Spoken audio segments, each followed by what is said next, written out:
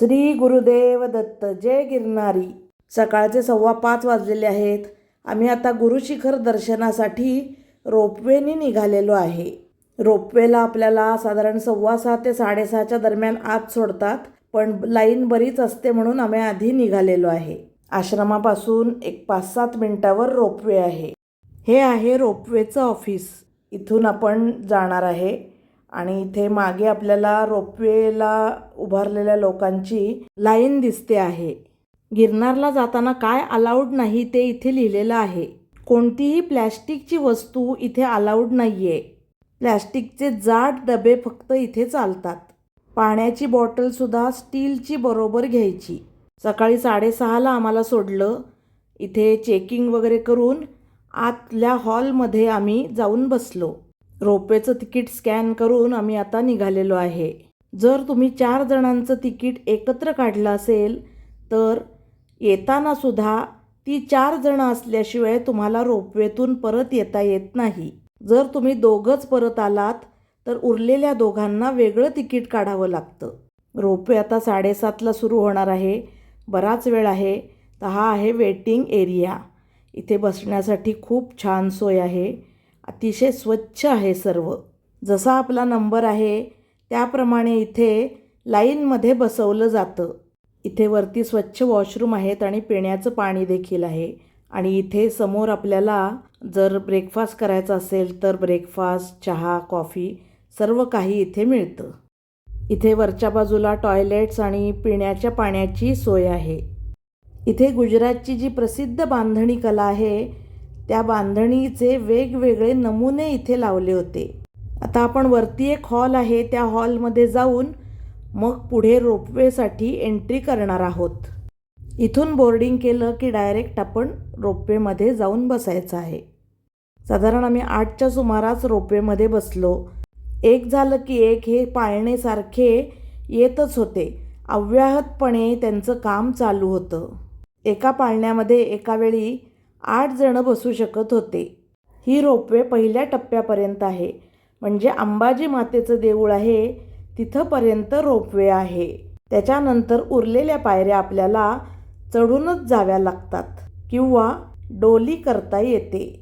आता आपण हळूहळू वर निघालेलो आहे. हे निम्म अंतर जायला आपल्याला फक्त 8 मिनिटं लागणार आहेत. आपण आता मध्यापर्यंत आलेलो आहे. आता आपल्याला इथे खाली चालत जाणारी लोक दिसत आहेत.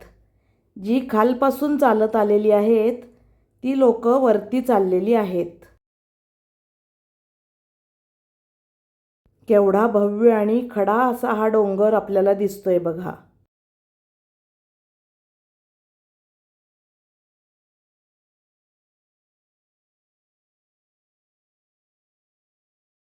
खाली आपल्याला दिसतंय ते आहे जैन मंदिर. रोपवेतून जाताना ह्या मंदिराचा व्ह्यू खूप छान दिसतो. आता रोपवेतून आपण खाली उतरलेलो आहे आणि आता चालायला सुरुवात करणार आहे. हे वरती दिसते हे अंबामाता मंदिर आहे आणि मागे दिसते ते गुरुशिखर आहे. समोरचं दृश्य डोळ्यात साठवून आणि फोटो काढून आम्ही निघालो. रोपवेमधून उतरले आपल्याला दुकानात इथे काठ्या मिळतात.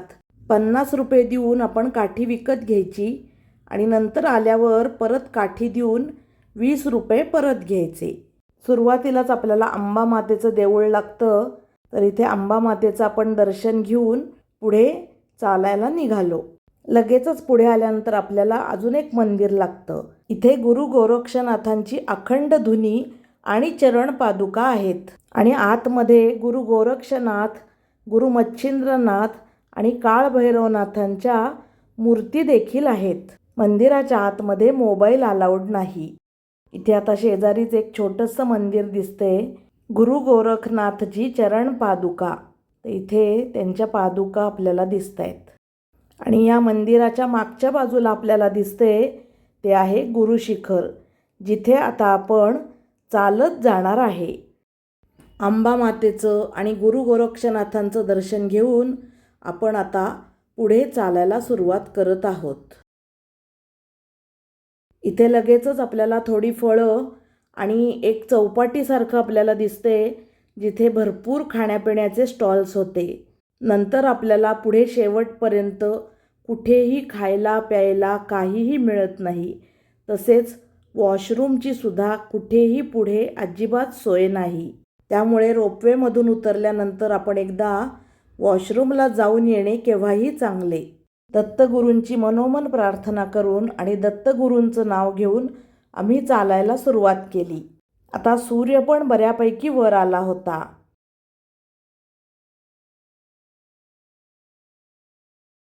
आता आपल्याला इथून समोर दिसतंय ते आहे अंबा मातेचं देऊळ आणि उजवीकडे केशरी दिसते ते आहे रोपवेचं ऑफिस. तर आता आपण एवढं अंतर पार करून आलेलो आहे. ही आहे गिरनारवरची डोली. ज्यांना चालत शक्य नाही त्यांच्यासाठी डोलीची व्यवस्था इथे आहे. रोपवेतून उतरल्यानंतर पूर्ण गुरुशिखरावर जाऊन परत यायला डोलीवाले 7,000 रुपये घेत होते. ज्यांना डोलीत बसायला अवघड वाटते त्यांच्यासाठी हा आहे पाळणा. डोलीपेक्षा पाळण्याला जास्त पैसे असतात, कारण डोली 2 जण धरतात तर पाळणा 4 जण धरतात. थोड्या थोड्या वेळाने गुरुशिखर समोर दिसत होतं. जणू काही आम्हाला ते बोलावतच आहे असं वाटत होतं.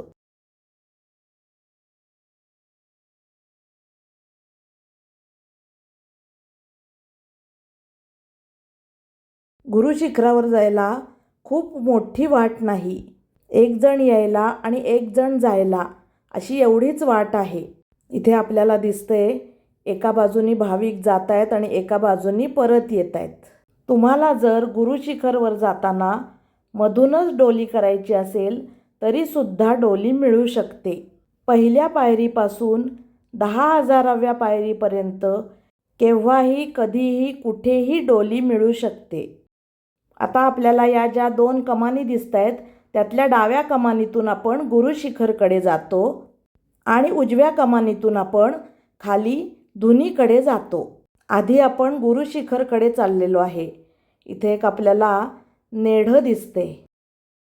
अगदी समोर आपल्याला ब्ल्यू कलरचं दिसते ते आहे रोपवेचं ऑफिस आणि वरती आहे गुरुशिखर. काही लोक दर्शन करून येत आहेत, काही लोक दर्शनाला चाललेली आहेत. समोर भरपूर डोंगर रांगा आपल्याला दिसत आहेत आणि थंडी खूप असल्यामुळे धुकंसुद्धा पडलेलं आहे. अशा प्रकारे आपण शेवटी दत्तगुरूंच्या कृपेने गुरुशिखरापाशी येऊन पोहोचलेलो आहे. खूप दिवसापासून गुरुशिखर दर्शन करायची तीव्र इच्छा होती. आपण केवळ निमित्त मात्र दत्त महाराजांनी हे करवून घेतलं आणि मला खूप सुंदर असं दर्शन झालं. इथे आल्यानंतर काय वाटते हे मी शब्दात सांगू शकत नाही. तुम्ही जेव्हा प्रत्यक्ष याल आणि अनुभव घ्याल तेव्हाच तुम्हाला हे समजेल. अवधूत चिंतन श्री गुरुदेव दत्त. दत्त महाराजांचं मनोभावे दर्शन घेऊन आपण परतीच्या मार्गाला लागलो. इथे आपल्याला धुनी दिसते, तिथे आता आपल्याला जायचं आहे. आता आपल्याला इथे वरती जो रस्ता दिसतोय तो आहे गुरुशिखराकडे जाण्याचा. तिथून आत्ता आपण दर्शन घेऊन खाली आलो आणि आता परत धुनीकडे जाण्यासाठी साधारण 200 ते 250 पायऱ्या आपल्याला खाली उतरून जायचं आहे. धुनीच्या इथे दिवसभर चविष्ट प्रसाद मिळतो. तिथे पण खूप स्वच्छता आहे. तो प्रसाद घेऊन परत उतरलेल्या पायऱ्या चढून आपण आता परतीच्या मार्गाला लागणार आहे. गिरनार पर्वताची चढाई आपण थोड्या पायऱ्या उतरायच्या, परत थोड्या चढायच्या, परत थोड्या उतरायच्या, परत चढायच्या अशा पद्धतीने पूर्ण करतो.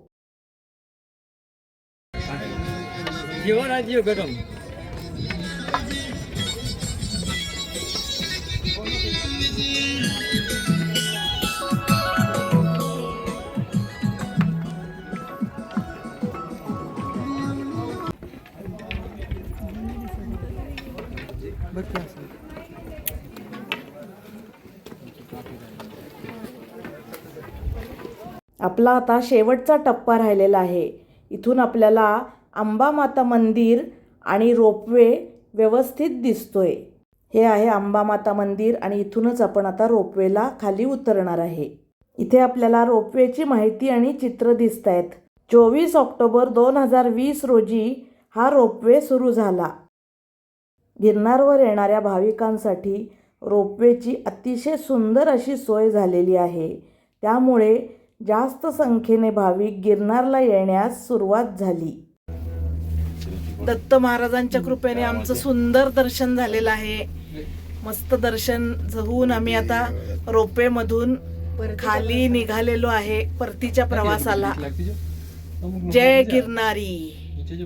जैन मंदिर वाटेत दिसतंय आपल्याला. हे जैन मंदिर आहे. हा चाललोय. पत्थरमध्ये पाणी निघलं जेव्हा नीचे कसलं दिसतंय.